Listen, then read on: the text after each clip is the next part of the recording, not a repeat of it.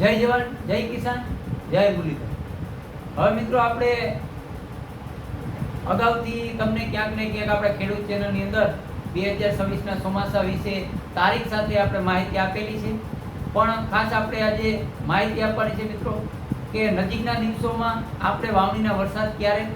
એ જો કે આપણે અગાઉ આપેલા છે, પણ છતાંય આજે આપણે થોડોક રિપીટ કરી દઈએ કે આગલા વિડીયોની અંદર આપણા કોઈ નવા મિત્રો જોડાણા હોય તેમને આપણી માહિતી ના હોય। એટલે મિત્રો જે અત્યારે પ્રી મોન્સૂન એક્ટિવિટી અને ક્યાંક ને ક્યાંક થંડરસ્ટોર્મ રૂપે ઝાપટા પડે છે એ હજી આપણે 27 તારીખ સુધી સીમિત વિસ્તારની અંદર જોવા મળશે। પછી 28 તારીખથી થોડોક વધારો થાય તો 28 તારીખ હશે તેમાં કચ્છના વિસ્તાર, પછી છૂટાછવાયા વિસ્તાર, પછી ઉત્તર ગુજરાતના એક બે સેક્ટર, મધ્ય ગુજરાતના અમુક વિસ્તાર અને સૌરાષ્ટ્ર અને દક્ષિણ ગુજરાત, તેમાં ક્યાંક ને ક્યાંક સૌરાષ્ટ્ર અને દક્ષિણ ગુજરાતમાં થોડીક તીવ્રતા વધે પ્રી મોન્સૂનમાં અને થોડા ઘણા વિસ્તાર વધે, એટલે ઓલ સૌરાષ્ટ્ર ને ઓલ દક્ષિણ ગુજરાત ને 28 તારીખથી પણ વિસ્તારો હજી અત્યારે ચાલુ છે એમાં થોડો ઘણો વિસ્તારોનો વધારો થાય અને થોડીક તીવ્રતા વધે અને ગાજવીજનું પ્રમાણ પણ હોઈ શકે 28 તારીખ 28 મેથી, પણ કચ્છ, ઉત્તર ગુજરાત, મધ્ય ગુજરાતના સીમિત વિસ્તાર પૂરતું ક્યાંક ક્યાંક જોવા મળે 28 તારીખથી। અને આપણે 31 મેથી 1 જૂનમાં એક પ્રી મોન્સૂન તીવ્ર પ્રી મોન્સૂન થાય તેવી શક્યતા છે। એટલે તીવ્ર એટલે ક્યાંક ને ક્યાંક આપણે વાવણી જેવો વરસાદ થાય તેવી શક્યતા છે। એમાં વધારે શક્યતા મધ્ય ગુજરાત, સૌરાષ્ટ્ર અને દક્ષિણ ગુજરાત, એમાં કદાચ કચ્છના વિસ્તારો પણ, ખાડી વિસ્તાર ને અમુક છૂટાછવાયા વિસ્તારો કચ્છના પણ હોય, ઉત્તર ગુજરાતના એક બે સેન્ટરમાં હોય તો હોઈ શકે, પણ બહુ મોટા વિસ્તારોમાં ઉત્તર ગુજરાતમાં શક્યતા નથી। 31 મેથી 1 જૂન, પણ 1 જૂનથી ક્યાંક ને ક્યાંક 6 જૂન સુધીમાં સૌરાષ્ટ્રના ઘણા વિસ્તારોમાં વાવણી થાય તેવો વરસાદ થાય તેવી શક્યતા છે મિત્રો। અને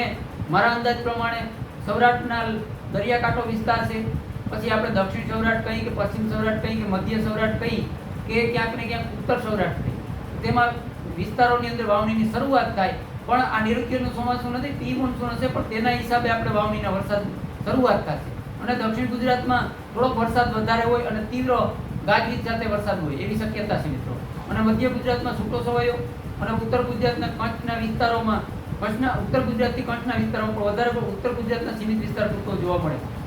એ આપણે 1 જૂનથી 6 જૂનની અંદર। પછી ક્યાંક ને ક્યાંક મિત્રો 6 જૂન પછી 7 જૂનથી 12 જૂન અથવા 15 જૂનની અંદર ક્યાંક ને ક્યાંક મોટી સિસ્ટમ થાય અને તોફાની સિસ્ટમ થાય, તેના અનુસાર આપણે ક્યાંક ને ક્યાંક તમામ સૌરાષ્ટ્રના વિસ્તારોની અંદર આપણે 12 જૂન સુધીમાં લગભગ મારા અંદાજ પ્રમાણે સૌરાષ્ટ્રના લગભગ વિસ્તારો લઈ લેશે અને કદાચ આપણે એમાં 24-36 કલાકમાં ફેર પડે તો 15 જૂન અથવા 18 જૂનની અંદર સૌરાષ્ટ્રના કોઈ વિસ્તાર બાકી નહીં રહે। આ મિત્રો 5-10% વિસ્તાર એવો હોય કે જાણ્યા અજાણ્યામાં આપણે કોઈ જોવામાં ફેરફાર રહી ગયો હોય દેશી અનુમાનમાં તો એવી શક્યતા બની શકે, પણ 90% વિસ્તાર સૌરાષ્ટ્રના વાવણીથી વંચિત નહીં રહે 15 થી 18 જૂનની અંદર, પણ શરૂઆત 1 જૂનથી ક્યાંક ને ક્યાંક થઈ જાય છે સૌરાષ્ટ્રની અંદર। પછી આપણે નૈઋત્યની ચોમાસાની વાત કરીએ મિત્રો તો નૈઋત્યનું ચોમાસું 8 જૂનથી 12 જૂનની અંદર દક્ષિણ ગુજરાતમાં આવી જશે અને સૌરાષ્ટ્રની અંદર 12 જૂનથી 21 જૂન સુધીમાં સૌરાષ્ટ્રના તમામ વિસ્તારો અને કચ્છના ખાડી અને નલિયા પટ્ટો, દરિયાકાંઠો વિસ્તાર અને ઉત્તર ગુજરાતના અમુક સેન્ટર અને મધ્ય ગુજરાત એ બધાને કવર કરી લેશે 22 જૂન સુધીમાં। પછી 22 જૂનથી નૈઋત્યના ચોમાસામાં બ્રેક આવશે અને પાછી ધીમી ગતિએ 3 જુલાઈથી ચાલુ થશે અને એમાં 9 જુલાઈથી વધારો થશે અને 15 જુલાઈ સુધીમાં લગભગ વિસ્તારોની અંદર વાવણી થઈ જશે અને 15 થી 20 જુલાઈની અંદર એક સારામાં સારો ઓલ ગુજરાત સૌરાષ્ટ્રમાં ટૂંકો રાઉન્ડ 36 થી 48 કલાકનો સાર્વત્રિક રાઉન્ડ છે। ત્યાં સુધી મિત્રો છૂટા છવાયા છે, પણ સૌરાષ્ટ્રની અંદર એક સાર્વત્રિક રાઉન્ડ જેવો જૂનની અંદર એક રાઉન્ડ છે, દક્ષિણ ગુજરાતમાં એક સાર્વત્રિક રાઉન્ડ છે જૂનની અંદર। એ ક્યાંક ને ક્યાંક મારા અંદાજ પ્રમાણે